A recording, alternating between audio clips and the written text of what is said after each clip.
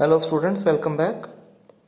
आज की क्लास में हम एनपीओ टॉपिक को आगे कंटिन्यू करेंगे। सबसे पहले कुछ बहुत इम्पॉर्टेंट टर्म्स और उसकी अकाउंटिंग ट्रीटमेंट को हम लोग डिस्कस करते हैं। तो सबसे पहले हमारे पास आता है एंट्रेंस फीस, जिसे हम एडमिशन फीस भी कहते हैं। एंट्रेंस फीस या फिर एडमिशन फीस ये वो पैसा होता है जो कि एक इंसान हमें पे करता है जब वो हमारी एनपीओ का एक मेंबर बनता है, और ये रिवेन्यू नेचर का पैसा है, इसलिए हम इसे इनकम एंड एक्सपेंडिचर अकाउंट की क्रेडिट साइड यानी कि इनकम साइड पे लिखेंगे। सेकेंड है life membership fees. Life membership fees वो पैसा है जो हमें एक आदमी पे करता है जब वो हमारा क्लब, हमारी ऑर्गेनाइजेशन परमानेंटली ज्वाइन करता है, और ये उसकी पूरी लाइफ तक रहती है। तो ये पैसा सिर्फ एक ही बार मिलना होता है, इसलिए हम इसे कैपिटल रिसिप्ट मानते हैं। और कैपिटल रिसिप्ट की ट्रीटमेंट क्या होती है कि बैलेंस शीट में कैपिटल फंड में हम इसे ऐड कर देते हैं। Special receipt. स्पेशल रिसिप्ट वो रिसिप्ट होती है जो कि कुछ खास ओकेशंस में हमें मिलती है। फॉर एग्जाम्पल, कंट्रीब्यूशन इकट्ठा हुआ किसी एनुअल डिनर के लिए, तो ऐसे कंट्रीब्यूशंस को हम अलग से, जैसे यहां पर हमने एनुअल डिनर का एग्जाम्पल लिया, तो एनुअल डिनर में हम अलग से एक ये बना लेंगे और ये रिसिप्ट्स उसमें ऐड कर देंगे, और जो खर्चा होगा हम उसमें से सबट्रैक्ट कर देंगे। राइट? फिर आ जाता है हमारे पास डोनेशंस। दो कैटेगरीज है यहाँ पर। सबसे पहले आते हैं जनरल डोनेशन।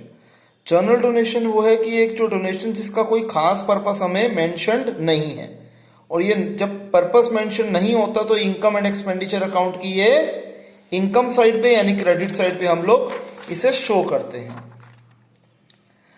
स्पेसिफिक डोनेशन, अगर डोनेशन किसी खास पर्पस के लिए हमें मिली है, यानी कि किसी ने हमें अगर पैसे डोनेट करे लाइब्रेरी के लिए, तो उस केस में हम क्या करेंगे, तो ये वाला पैसा हम सिर्फ लाइब्रेरी के लिए ही यूज कर सकते हैं, तो इसे हम कैपिटलाइज कर देंगे और बैलेंस शीट की लायबिलिटी साइड पे शो कर देंगे। नेक्स्ट हमारे पास आ जाता है लीगेसी। लीगेसी वो पैसा है जो कि एक एनपीओ रिसीव करती है एज अ डोनेशन, और जैसे विल होती है कि अगर एक बंदे की डेथ होती है तो वो अपनी कुछ लीगेसी करके जाता है, और जिसे डोनेट किया जाता है, जो डोनर होता है, वो जो डोनर होगा वो कुछ कंडीशंस भी इसके साथ एट टाइम्स लगा देता है या नहीं लगाता कि आप इसे मेरी लीगेसी को कैसे यूज करेंगे। अगर कोई खास कंडीशन स्पेसिफाई नहीं की गई है तो हम इसे जनरल डोनेशन मानेंगे, और अगर कोई कंडीशन लगा दी गई है तो उसे स्पेसिफिक डोनेशन की तरह ही हम ट्रीट कर देंगे। जैसे हमने जनरल डोनेशन में किया था कि इसे हमने इनकम एंड एक्सपेंडिचर अकाउंट की इनकम साइड यानी कि क्रेडिट साइड पे लिखा था, और स्पेसिफिक डोनेशन में जैसे हमने किया था कि बैलेंस शीट की लायबिलिटी साइड पे हम इसे शो कर देंगे।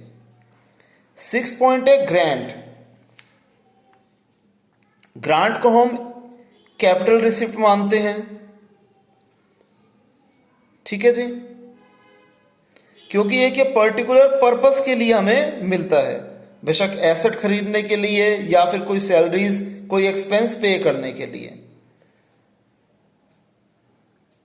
तो इसे हम, जैसे हमने फंड बेस्ड अकाउंटिंग में कॉन्सेप्ट फॉलो किया था, वैसे ही हम इसे यूज करेंगे। फिर है sale of used sports material. ध्यान रखना, हमने यूज्ड स्पोर्ट्स मटेरियल अपना बेचा।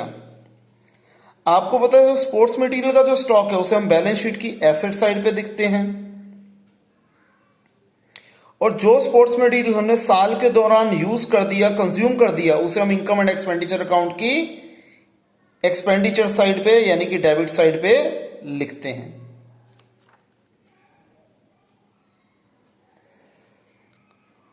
और अगर हमने स्पोर्ट्स मटेरियल कंज्यूम को डेबिट साइड पे लिखा था और बाद में वो वाला स्पोर्ट्स मटेरियल हमने बेच दिया तो उसे हम एज अ इनकम ट्रीट करेंगे। और अगर हमने इस स्पोर्ट्स मटेरियल को बैलेंस शीट में लिखाया हुआ था और उसको हमने बेचा तो जो प्रॉफिट होगा, जो गेन होगा, उसे हम इनकम एंड एक्सपेंडिचर अकाउंट की इनकम साइड पे शो करेंगे। और अगेन अगर इस केस में हमें लॉस हुआ तो हम इनकम एंड एक्सपेंडिचर अकाउंट की डेबिट साइड यानी कि एक्सपेंडिचर अकाउंट पे उसे शो करेंगे। सेल ऑफ ओल्ड एसेट्स, अगर हमने कोई एसेट बेचा और उसको हमने बेचा उसकी बुक वैल्यू से ज्यादा पे तो हो हमें प्रॉफिट हुआ, और हमने अगर सस्ता बेचा तो हमें लॉस हुआ।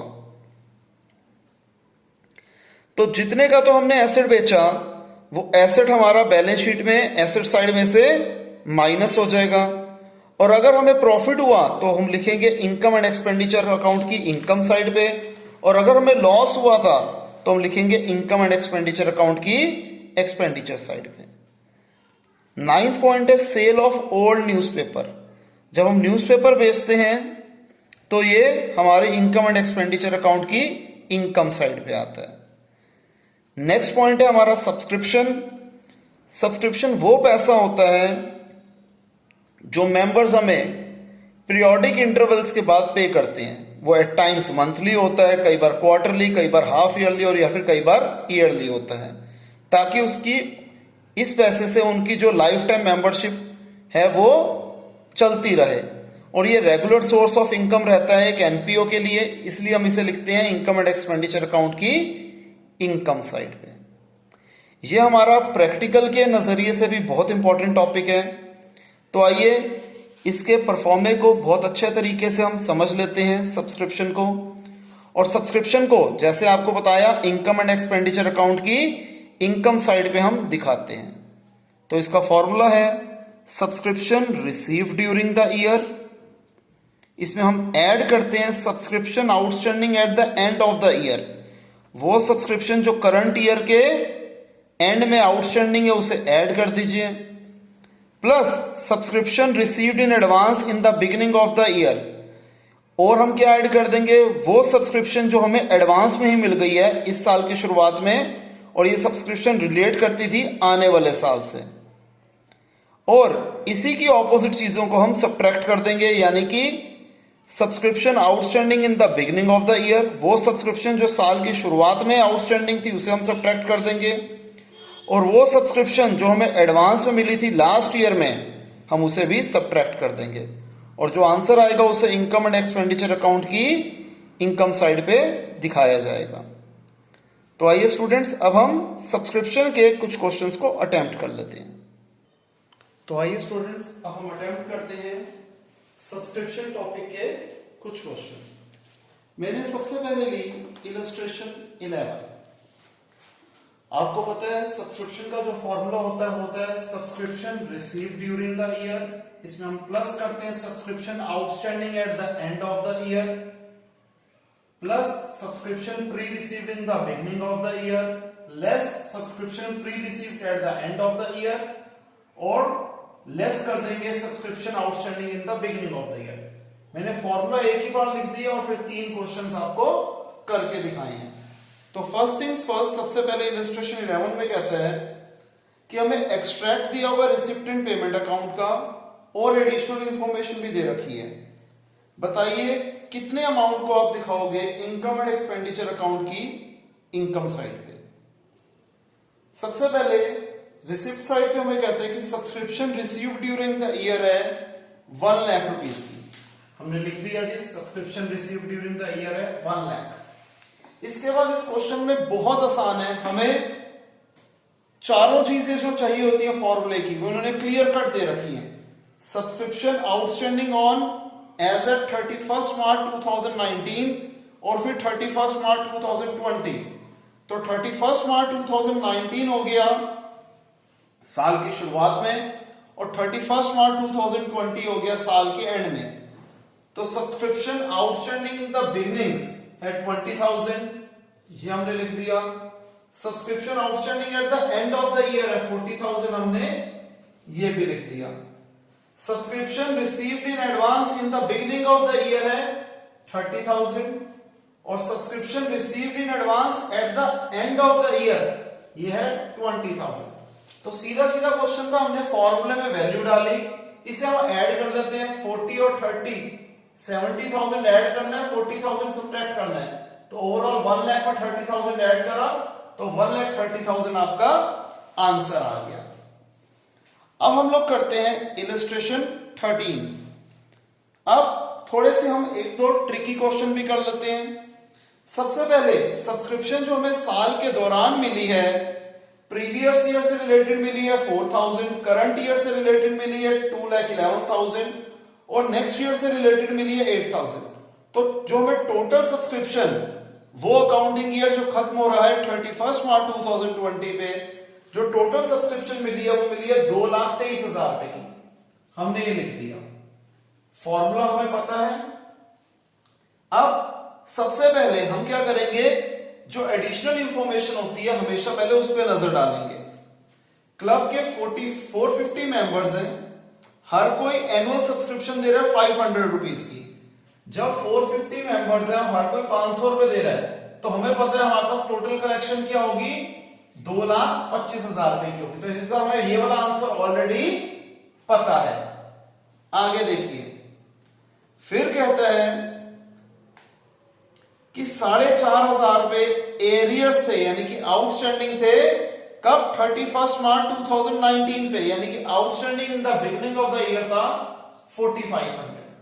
अब यहां पर आपको एक चीज क्लियर करना चाहूंगा, कुछ स्टूडेंट्स क्या गलती कर देते हैं, जल्दबाजी में सीधा लिख देते हैं कि जो हमें ऊपर वाली इंफॉर्मेशन में गिवन था कि फॉर द ईयर 31 मार्च 2019 4,000 रुपए मिले, स्टूडेंट्स डायरेक्ट में लिख लेते हैं क्या कि पिछले साल का आउटस्टैंडिंग होगा तभी तो इस साल मिले, वो सीधा इसमें 4,000 लिख देते हैं। जबकि इसमें पॉइंट में ये अकेला पॉइंट ऐसा होता है जिसमें हमेशा ट्विस्ट हो सकता है या फिर ज्यादातर बार ट्विस्ट निकलेगा, एट टाइम सीधा सीधा भी होता है। तो इसलिए हमेशा हम पहले एडिशनल इंफॉर्मेशन पढ़ेंगे फिर क्वेश्चन को सॉल्व करेंगे। अब हमें एक चीज पता लग रही है कि साल के शुरुआत में 4,500 रुपए आउटस्टैंडिंग थे जो हमने यहां लिख दिया, जिसमें से 4,000 रुपए मिल गए हैं तो 500 रुपए अभी भी आउटस्टैंडिंग है। ये था outstanding in the beginning of the year, ये हो गया रिसीव ड्यूरिंग द ईयर और ये हो गया स्टिल आउटस्टैंडिंग। अब एक चीज जो और आपको समझानी है कि फॉर और एजेड में क्या फर्क होता है, एजेड या फिर ऑन। अगर आ जाता है कि ये सब्सक्रिप्शन आउटस्टैंडिंग है फॉर द ईयर, तो फॉर द ईयर होता है सिर्फ उस पर्टिकुलर ईयर से रिलेटेड, और अगर हम बोलते हैं ये सब्सक्रिप्शन आउटस्टैंडिंग है एजेड या फिर ऑन पर्टिकुलर डेट, तो इसके अंदर सब कुछ इंक्लूडेड होता है। इसके अंदर इंक्लूडेड होता है प्रीवियस बैलेंस ऑल्सो, और अगर फॉर होगा तो इसमें करंट ईयर से रिलेटेड ही होगा सिर्फ, यानी कि इसमें जो प्रीवियस बैलेंस है वो इंक्लूड नहीं होगा। लिख देता हूं previous balance is not included. चलो क्वेश्चन कंटिन्यू करते हैं। फिर कहता है बताइए क्या अमाउंट आएगा इनकम एंड एक्सपेंडिचर अकाउंट में। ठीक है जी, अब देखिए इसके बाद हमें दे रखा है कि 31 मार्च 2021 से रिलेटेड हमें 8,000 रुपए मिल गए, तो ये हो गया pre received eight the end of the year, क्योंकि अभी 2021 आया नहीं है। अब यहां पर हमें pre received in the beginning of the year के बारे में कुछ नहीं दे रखा, तो यहां पर हम ब्लैंक डाल देंगे। कुछ स्टूडेंट कहते हैं कि सर ब्लैंक हम यहां भी तो डाल सकते थे, आउटस्टैंडिंग के बारे में कुछ गिवन नहीं है। नहीं, हमने यहां पर फिगर क्यों लिखी, क्योंकि हमें पता है 500 रुपए तो अभी भी आउटस्टैंडिंग है, क्योंकि क्वेश्चन में क्या लिखा हुआ है फॉर द ईयर। तो बैलेंसिंग फिगर कहां पर आनी थी, आउटस्टैंडिंग में आनी थी। अब हम क्या करेंगे, 2,23,000 पे ये है, इसमें से ये 8,000 और 4,500 हमने माइनस करना है। तो 2,23,000 में से हमने 12,500 रुपए माइनस करा तो ये आ जाएगा 2,10,500। जबकि हमें पता है हमारा आंसर क्या आना चाहिए, 2,25,000 आना चाहिए। इसमें से 2,10,500 अगर हम माइनस कर देते हैं तो हमारे पास फिगर आएगी बैलेंसिंग फिगर 14,500 की।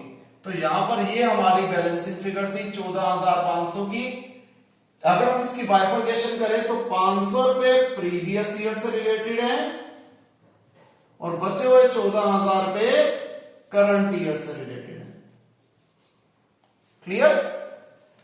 आइए अब हम देखते हैं इलस्ट्रेशन 15। इसमें भी हमें फॉर द ईयर दिया हुआ है और 31 मार्च 2020 पे ही हमें दिखाना है। तो जो टोटल सब्सक्रिप्शन हमें रिसीव हुई है वो है 20,000 प्लस 3 लाख प्लस 30,000, ये हो गई 3,50,000 रुपीज। अगेन हम पहले नीचे वाले पार्ट पे आ जाते हैं। Subscription outstanding as at 31 March 2019 थी 35,000, जिसमें से 5,000 रुपए रिकवर नहीं होने। तो जो रिकवर नहीं होने उसे पहले ही माइनस कर दो। 35,000 में से 5,000 गया 30,000 रुपए। ये क्या थी, outstanding in the beginning of the year. Outstanding in the beginning of the year था 30,000। अब अगेन हमें ऊपर क्या दे रखा है कि हमें पिछले साल से रिलेटेड 20,000 रुपए मिल गए हैं। 30,000 रुपए मिलने थे, 20,000 रुपए मिल गए, यानी कि 10,000 रुपए अभी भी आउटस्टैंडिंग है। फिर subscription received in advance for 31 March 2020 कितना था, 20,000। तो ये क्या हो जाएगा, pre received in the beginning of the year, क्योंकि 31 मार्च 2020 की बात हो रही है। फिर subscription still outstanding as at 31 March 2020। अब यहां पर एज एट हो गया तो जो 60,000 की फिगर है उसमें 10,000 ऑलरेडी इंक्लूडेड है। तो हमें दे दिया कि outstanding at the end of the year है 30,000।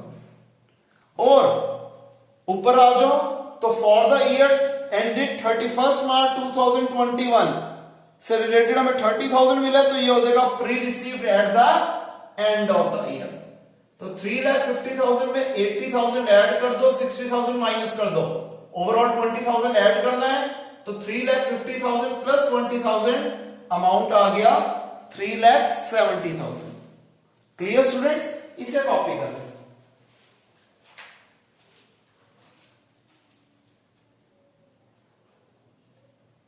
मैं ये थोड़ा सा कैमरे की पोजीशन चेंज कर रहा हूं, आप लोग ये जो मैंने स्टेटमेंट लिखी थी इसे कॉपी कर सकते हैं।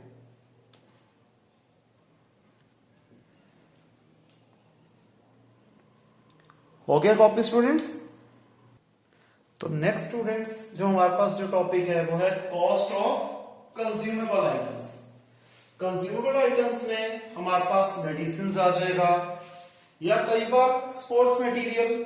जैसे आपको पता है कि कंजम्पशन का मतलब सिर्फ खाना नहीं होता, यूज को भी हम कंजम्पशन कहते हैं।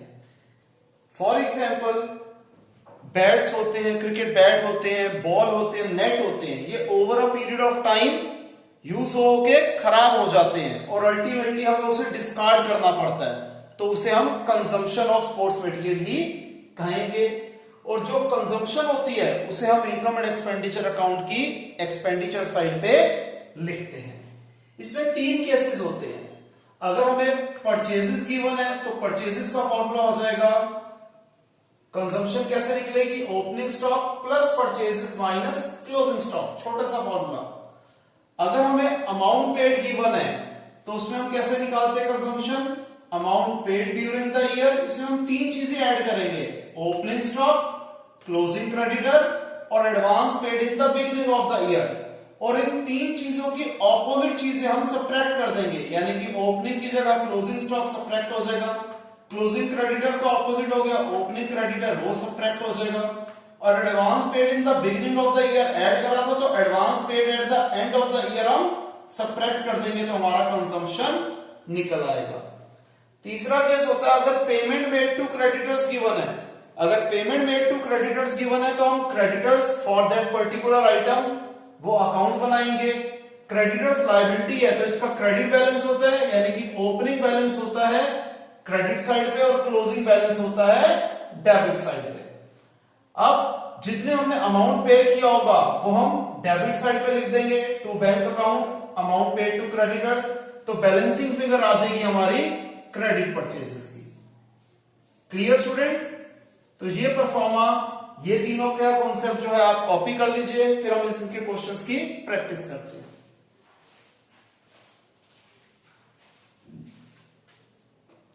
तो आइए स्टूडेंट्स अब हम प्रैक्टिस कर लेते हैं कंज्यूमेबल आइटम्स के कुछ क्वेश्चंस की। मैंने सबसे पहले ली इलस्ट्रेशन 17। हमें मेडिसिन के बारे में भी दिया हुआ इस क्वेश्चन में। सबसे पहले ओपनिंग स्टॉक ऑफ मेडिसिन है 50,000, मैंने पहले परफॉर्मा पूरा बना लिया। अब अगर हम इस पर्टिकुलर क्वेश्चन की बात करें तो यहां पर advance paid in the beginning of the year और advance paid at the end of the year के बारे में कुछ इंफॉर्मेशन गिवन नहीं है, तो हम चाहते तो ये दोनों सेंटेंस, ये दोनों लाइन यहां पर नहीं लिखते तब भी काम चल जाता, लेकिन मैंने एक ही बार परफॉर्मा बना के, क्योंकि दो क्वेश्चंस करें इसलिए मेरे लिए बनाना जरूरी था। आप चाहे तो इसे स्किप कर सकते हैं। तो ओपनिंग स्टॉक ऑफ मेडिसिन है 50,000, हमने लिख दिया। क्लोजिंग स्टॉक ऑफ मेडिसिन क्या है 45,000 रुपीज की, जिससे ज्यादा है जितना हमारा ओपनिंग स्टॉक था। अगर ओपनिंग स्टॉक 50,000 गिवन है तो क्लोजिंग स्टॉक क्या हो जाएगा 50,000 प्लस 45,000 दैट इज 95,000। तो क्लोजिंग स्टॉक ऑफ मेडिसिन है 95,000। इसके बाद amount paid during the year है 2 लाख रुपीज का। ओपनिंग क्रेडिटर है 20,000 रुपीज के। क्लोजिंग क्रेडिटर क्या है 50% of the opening creditor. Opening creditor 20,000 थे तो क्लोजिंग क्रेडिटर क्या हो जाएंगे 50% ऑफ द ओपनिंग, 20,000 का 50% दैट इज 10,000। तो हमने परफॉर्मे के अंदर ये वैल्यूज डाली, एड सब्ट्रैक्ट करा तो आंसर हमारा आ गया। और आपको पता है कंजम्पशन को हम कहां दिखाते हैं, इनकम एंड एक्सपेंडिचर अकाउंट की एक्सपेंडिचर साइड पे दिखाते हैं, यानी कि डेबिट साइड पे दिखाते हैं। और एक चीज और, ओपनिंग स्टॉक है, इसको हम फाइनल अकाउंट्स में कहां दिखाएंगे, एनपीओ के। स्टॉक है तो स्टॉक आता है एसेट साइड पे, ओपनिंग है तो ओपनिंग बैलेंस शीट की एसेट साइड पे, क्लोजिंग है तो क्लोजिंग बैलेंस शीट, क्रेडिटर्स कहां आता है बैलेंस शीट की लायबिलिटी साइड पे। Advance paid in the beginning of the year, beginning of the year है तो ओपनिंग बैलेंस शीट, और जो खर्चा हम पहले ही कर देते हैं वो हमारा एसेट क्रिएट हो जाता है। क्लोजिंग स्टॉक, स्टॉक एसेट है, क्लोजिंग स्टॉक तो यानी कि क्लोजिंग बैलेंस शीट की एसेट साइड पे। Opening creditor, opening balance sheet liability side, और advance paid at the end of the year, end of the year हो जाएगा क्लोजिंग बैलेंस शीट, और प्रीपेड एक्सपेंसेस एंड एसेट तो closing balance sheet की asset side. Clear?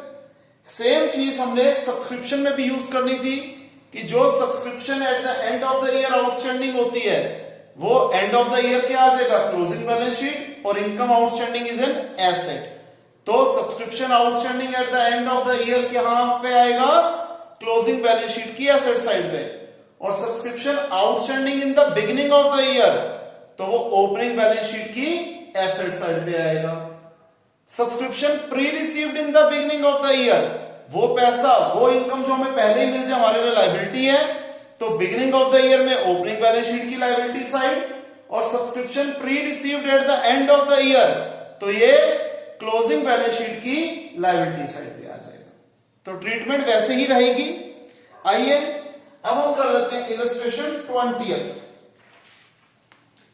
पुण्या trust एक charitable hospital है, बताइए आप इन सारी चीजों को कहां कहां पे दिखाएंगे। हमें ओपनिंग स्टॉक दे रखा है मेडिसिन का 30,000, क्लोजिंग स्टॉक दे रखा है 5,000। ये हमें कैसे पता लग रहा है 1 अप्रैल 2019 ओपनिंग फिगर्स हो गई और 31 मार्च 2020 क्लोजिंग फिगर्स हो गई। इसी तरीके से ओपनिंग क्रेडिटर्स है 20,000 पे, क्लोजिंग क्रेडिटर्स है 13,000 पे।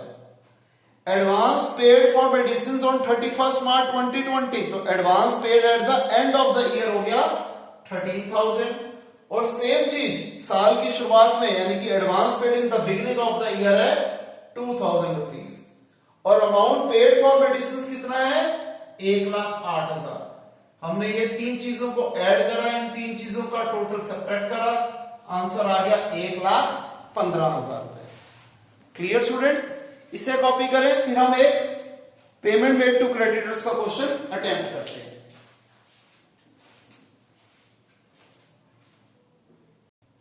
तो आइए स्टूडेंट्स हम लोग करते हैं इलस्ट्रेशन 21। इसमें कहता है हमें क्रेडिटर्स फॉर स्टेशनरी के बैलेंसेस गिवन है, स्टॉक ऑफ स्टेशनरी के बैलेंसेस गिवन है और साल के दौरान हमें दिया पेमेंट मेड टू क्रेडिटर्स है 56,800। आपको पता है जब payment made to creditors given होता है प्लस क्रेडिटर्स अकाउंट के बैलेंसेस गिवन होते हैं, तो हम सबसे पहले क्रेडिटर का अकाउंट बनाते हैं। ओपनिंग बैलेंस है 4600, क्लोजिंग बैलेंस है 11,800। पेमेंट मेड टू क्रेडिटर्स है 56,800, ये हमें गिवन है, तो क्रेडिट परचेसेस आ गई हमारी बैलेंसिंग फिगर। एक चीज आगे देखिए, स्टेशनरी परचेज्ड इन कैश कितनी थी 20% of total purchases of the stationery. मैं मान लेता हूं let total purchases of the stationery be x, cash purchases हमें गिवन है 20% ऑफ एक्स यानी कि 20x/100। जब कैश परचेसेस 20x/100 है तो क्रेडिट परचेसेस कैसे निकालेंगे? टोटल परचेसेस में से कैश परचेसेस सब्ट्रैक्ट कर दें, x माइनस 20x/100, 100 एलसीएम आ गया, 100x माइनस 20x 80x/100। ये भी क्रेडिट परचेसेस है, ये भी क्रेडिट परचेसेस है, तो इक्वेट कर देंगे हम क्या कि 80x/100 इज इक्वल टू 64,000। इसे सिंपलेस्ट फॉर्म में कर दिया, 4/5x इज इक्वल टू 64,000।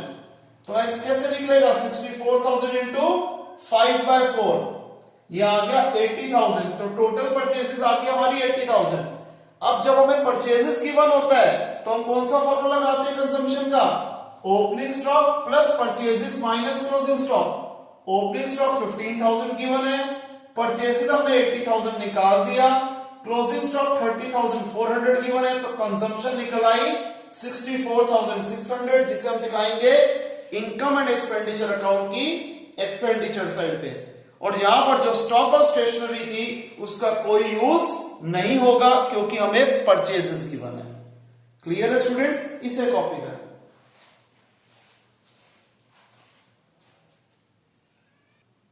तो आइए स्टूडेंट्स अब एक छोटा सा टॉपिक कर लेते हैं जो कि है एक्सपेंसेस का।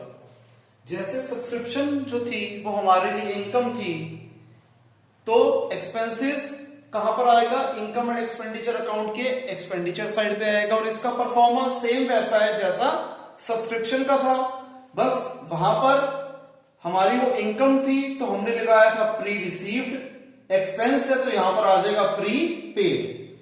तो आइए हम लोग करते हैं इलस्ट्रेशन 24। सबसे पहले मैंने परफॉर्मा लिख दिया, sundry expenses paid during the year, क्योंकि यहां पर सन्ड्री एक्सपेंसेस की बात हो रही है, इसमें outstanding at the and add हो जाएगा, prepaid in the beginning add हो जाएगा और prepaid eight the and minus हो जाएगा और outstanding in the beginning minus हो जाएगा। और जो फिगर आएगी वो इनकम एंड एक्सपेंडिचर अकाउंट की एक्सपेंडिचर साइड पे आएगी। और आपको पता है क्योंकि ये एक्सपेंस है और आउटस्टैंडिंग एक्सपेंस लायबिलिटी होता है, तो liability side end of the year तो closing balance sheet. Prepaid expense asset होता है तो asset side beginning of the year opening balance sheet. Prepaid है again asset side end of the year closing balance sheet. Outstanding expense is a liability beginning of the year opening balance sheet. तो आइए question एकदम सीधा सीधा है, हमें question में सारी चीजें गिवन है, बस हमें परफॉर्मे में वो वैल्यू डालनी है और आंसर हमारा निकल आएगा। Expenses paid during the year है 40,000, expenses outstanding in the beginning of the year है 5,000 और expenses outstanding at the end of the year है 9,000। इसी तरीके से expenses paid in advance in the beginning of the year है 8,000 और expenses paid in advance at the end of the year है 7,000। तो ये 17,000 पे ऐड हो जाएगा, 12,000 पे सब्ट्रैक्ट हो जाएगा, ओवरऑल 5,000 ऐड हो गया, तो 40,000 प्लस 45,000, 40,000 प्लस 5,000 45,000 की फिगर हमारी आ जाएगी इनकम एंड एक्सपेंडिचर अकाउंट की एक्सपेंडिचर साइड है। तो स्टूडेंट्स यहां पर हमारे मिसलेनियस टॉपिक्स कंप्लीट होते हैं। रिमेनिंग क्वेश्चंस और इलस्ट्रेशंस आपके होमवर्क का पार्ट है। किसी स्टूडेंट को कोई भी डाउट होगा तो हम लाइव क्लास में उसे कवर करेंगे। तो स्टूडेंट मिलते हैं नेक्स्ट क्लास में नए टॉपिक के साथ। तब तक के लिए बाय, टेक केयर।